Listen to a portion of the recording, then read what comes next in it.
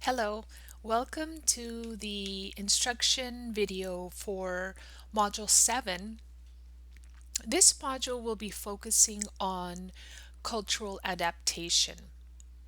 Now, many of you have experienced cultural adaptation when you come into contact with a culture that is different than your own.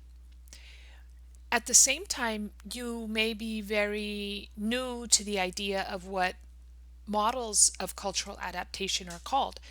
This includes models of assimilation and acculturation.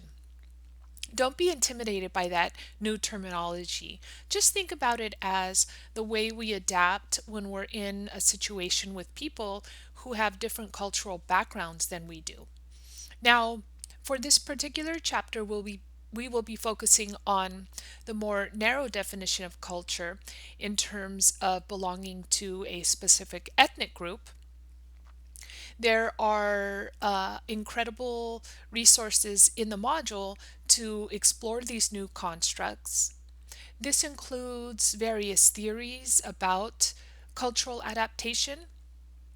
But before I jump into a discussion of those constructs, I'd like to remind you of the work that you'll be completing in Module 7. Remember, you'll have your usual article. You should be reading that article, and you can support your understanding of that article with the article summary. Additionally, you should be reviewing your PowerPoint slides for Module 7.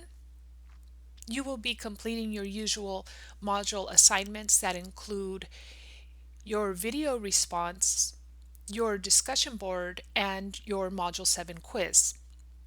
For your video response, we're going to be looking at the idea of ethnic studies. Now, ethnic studies are an important part of cultural adaptation because they provide people with a strong foundation of where different cultural groups have either come from or have experiences around cultural adaptation. Now, when we look at the discussion board, I'll be asking you to compare acculturation and assimilation. And that leads me into the last thing I'd like to talk about in this module, which is looking at these theoretical frameworks for understanding how it is that our beliefs, behaviors, and emotions change according to the different contexts that we are being socialized in. I want you to think about cultural adaptation in terms of two dimensions.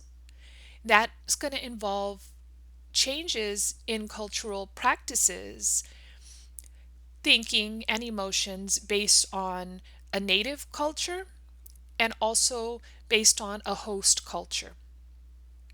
In the PowerPoints, you can review the different theories around cultural adaptation, and this includes the work of Berry and Bourdieu. Berry's work really comes off of identity theory, which goes back to classic psychology theory in terms of psychosocial development. This is really based on Freudian work and this work of Freud's students. Now, when we're considering acculturation as a process, we take into account the two cultures.